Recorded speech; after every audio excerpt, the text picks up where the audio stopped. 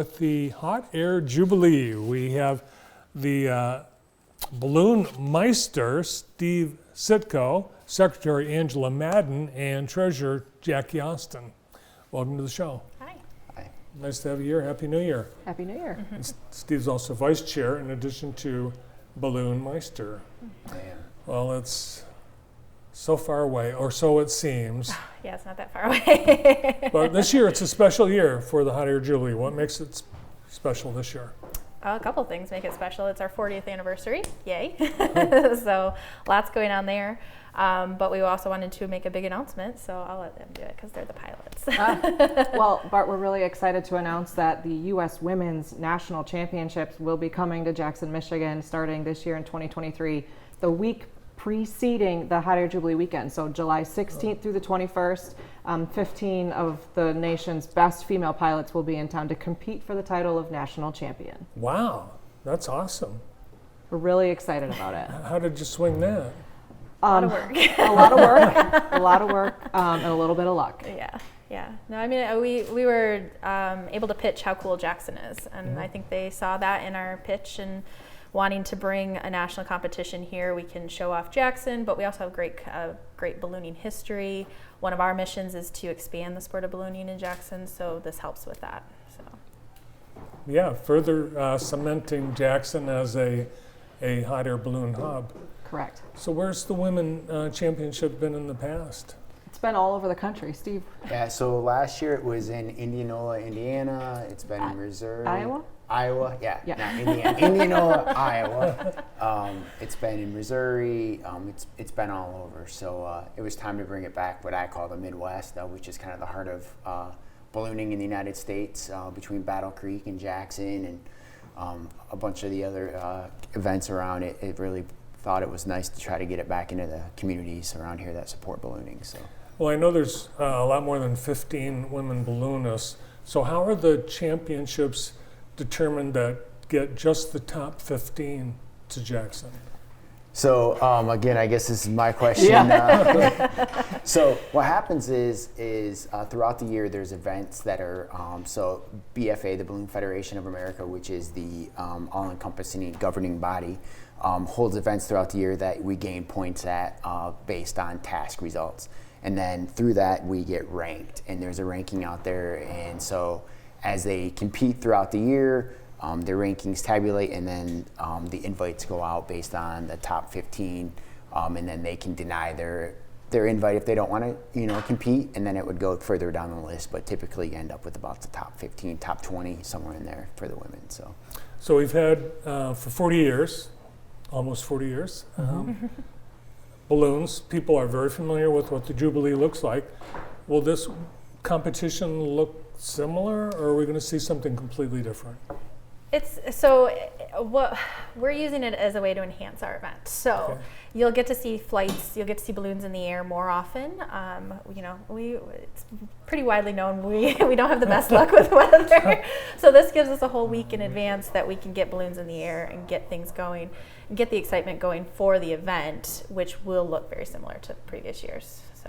But we do have some special stuff planned for the 40th. Yeah, unlike typical Jubilee weekend, though, the women could fly from anywhere where the event director sets up their tasks to and from based on the direction of the wind. So there won't be a common launch field necessarily from Ella Sharp Park, for example, every single day.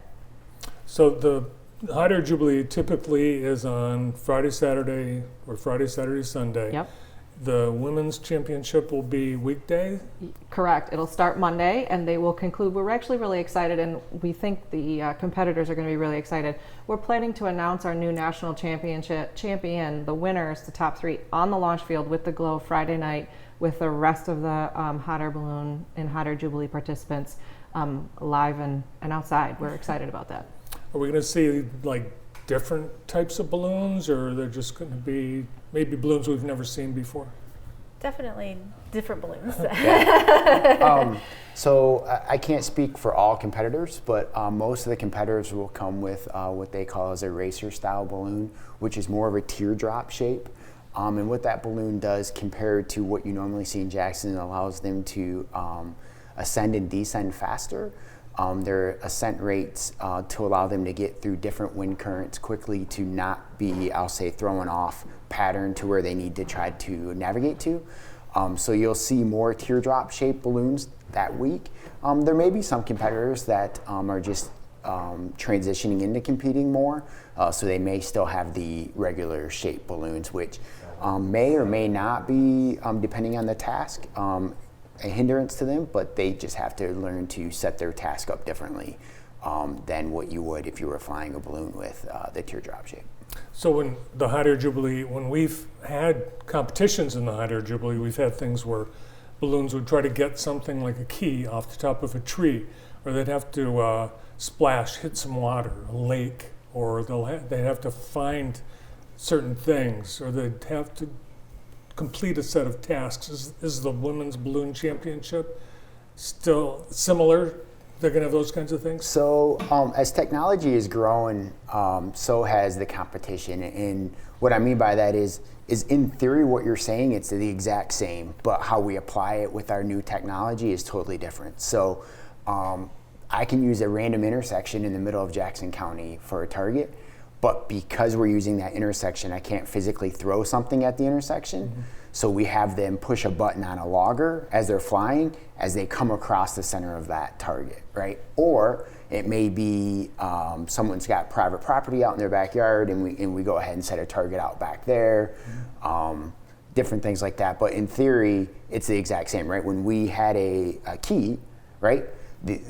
That was my location that I was trying to navigate to. So as we set targets out for them in the community, that is still their target and they're still trying to navigate to it, just isn't a key up on a pole or a pine cone out of a tree.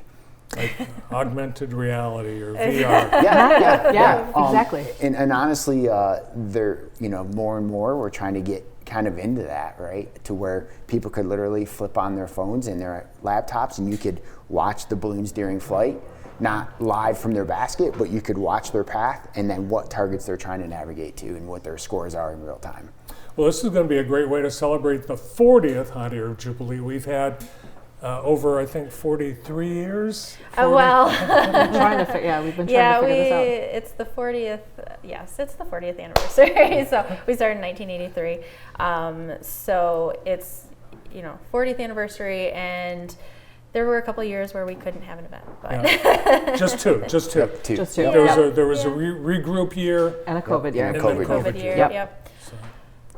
And seeing some shots from last year. Yeah, we'll still have a lot of the fun stuff that we've had in the past. With the launches from the field, the night glows. We'll have Kids Kingdom, food vendors, music going, things like that. We've just got a lot planned. But for the 40th, we're trying to just kind of amp it up a little bit and maybe bring in some extra balloons or something fun. And extra people. Oh, yeah. Extra The people would be great. Yep.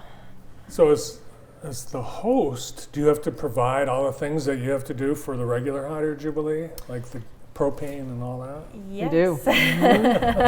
Yes. So we our budget is about double this year because of the Women's Nationals. So we're looking for good sponsors.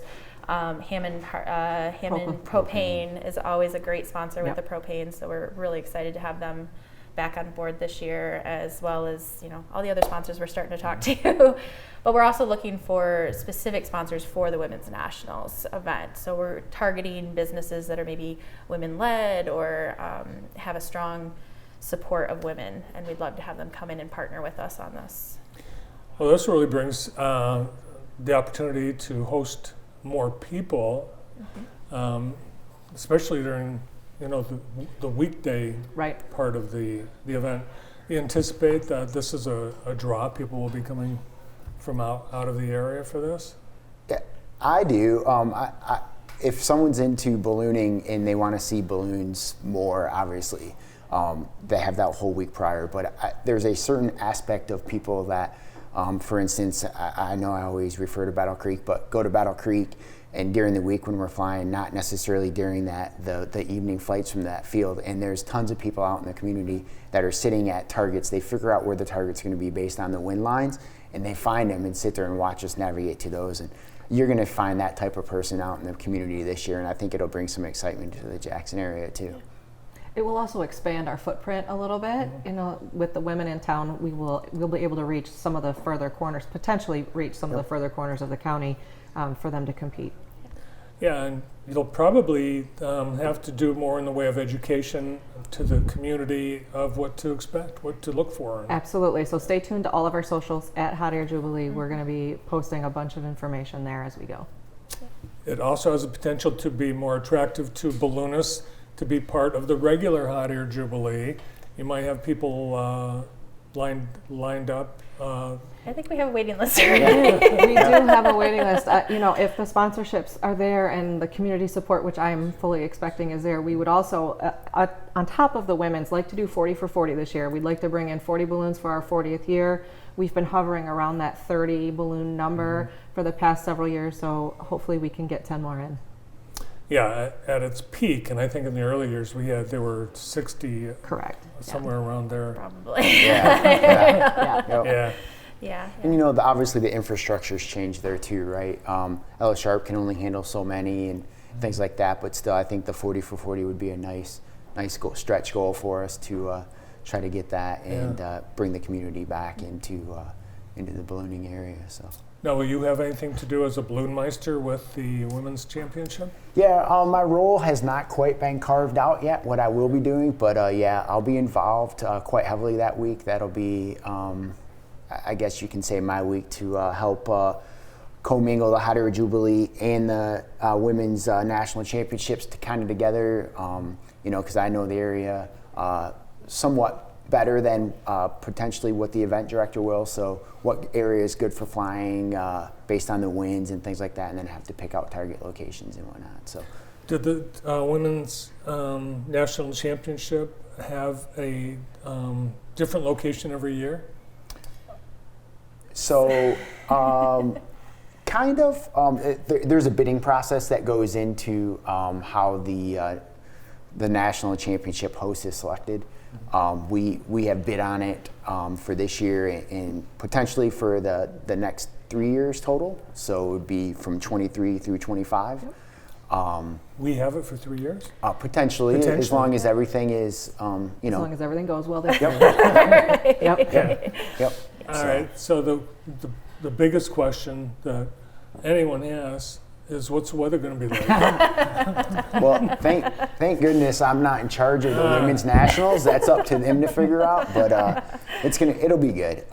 There's a lot more flight windows, right? They have 5 flight windows in the morning to compete with, and then 2 in the evening. So there's a lot more flight windows for them.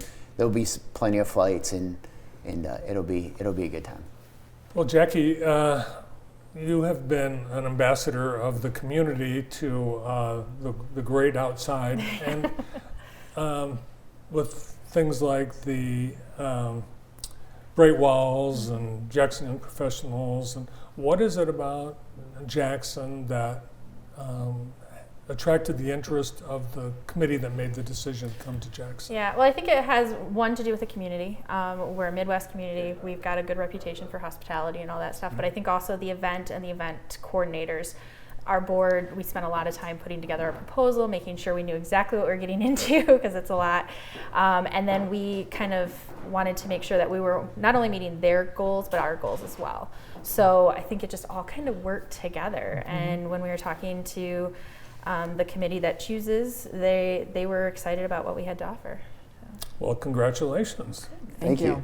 Very exciting news for the 40th year of the Hot Air Jubilee. Yeah, we're very excited. Yeah. I know it was a lot of work on all of your behalf, and thanks for going all through that above and beyond to make the 40th extra special.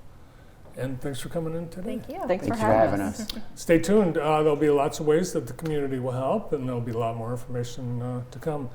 The 2023 Women's Balloon Federation of America Hot Air Competition National Championship, Women's Hot Air Balloon National Championship, coming to Jackson for our 40th Hot Air Jubilee. Thank you to Jackie Austin, Steve Sitko, and Angela Madden. More coming up on today's show. We've got